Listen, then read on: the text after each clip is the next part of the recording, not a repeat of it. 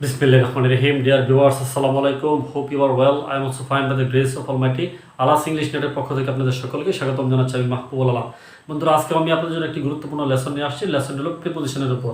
বন্ধুরা, আজকের এই প্রিপোজিশনের এই পার্টের মধ্যে আমরা শিখব যে ডে টাইমসের মধ্যে যে সমস্ত প্রিপোজিশনগুলো বসে থাকে সেই ডে টাইমসের প্রিপোজিশনগুলো নিয়ে আমি আজকে আলোচনা করব। বন্ধুরা, আমরা জানি যে দিনের যেমন শুরু আছে, মধ্য আছে, তার শেষ আছে, তারপর আবার মর্নিং আছে, আফটারনুন আছে। এই যে দিনের বিভিন্ন ভাগের মধ্যে বিভিন্ন ধরনের প্রিপোজিশন বসে থাকে। বন্ধুরা, তাহলে চলুন আমরা একটু দেখে নেই যে দিনের কখন কোথায় কোনটি প্রিপোজিশন বসবে। বন্ধুরা, আপনাদেরকে সহজে মনে রাখার জন্য আমি একটা জিনিস বলছি যে দিনের শুরু, মধ্য, শেষ এই তিন জায়গার মধ্যে প্রিপোজিশন অ্যাড বসবে। তাহলে এখন আমরা দেখে নিই যে দিনটা শুরু হচ্ছে কি দিয়ে। দিনটা শুরু হচ্ছে ডন, প্রভাত। এই প্রভাত দিয়ে কিন্তু দিন শুরু হলো। তাহলে দিনের শুরুতে আমি বললাম কি ডন, দিনের মধ্যভাগ নন, দিনের শেষ হলো ডাস্ক, গুধুলি। যখন গুধুলি হয় তখন কিন্তু দিন শেষ হয়ে যায়। তাহলে দিনের শুরু, মধ্য, শেষ, এখানে আমরা ব্যবহার করবো এট। আর বাকি যা আছে সবগুলো আমরা ইন ব্যবহার করব।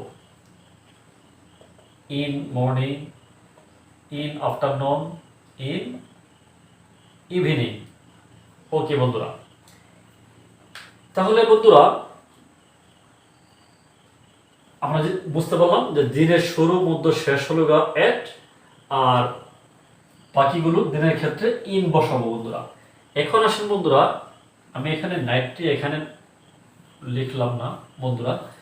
এরপর আসেন বন্ধুরা, আপনাদের খুব সহজে মনে রাখার জন্য আমি এখানে একটু বলি যে যেখানে আপনারা দিন দেখবেন, মানে দ্যাট মিনস ইংলিশের ডে, এই ডে ওয়ার্ডটি যখনই আপনারা দেখবেন তার আগে কিন্তু আপনারা অবশ্যই অন ব্যবহার করবেন। যেমন আমরা বলতে পারি he came here on Monday, সে এখানে সোমবার এসেছিল। তাহলে he came here on Monday.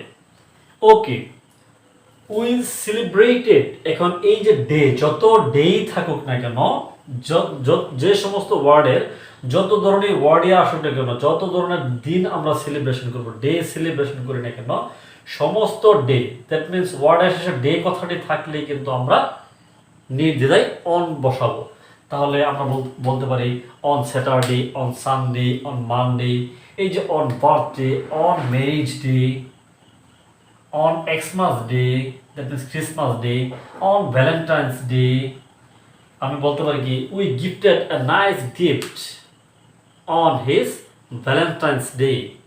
ওকে বন্ধুরা, রাত, দ্যাট মিনস নাইট, যেখানে আমরা নাইট ওয়ার্ডটি পাবো সেখানে আমরা বসাবো অ্যাট।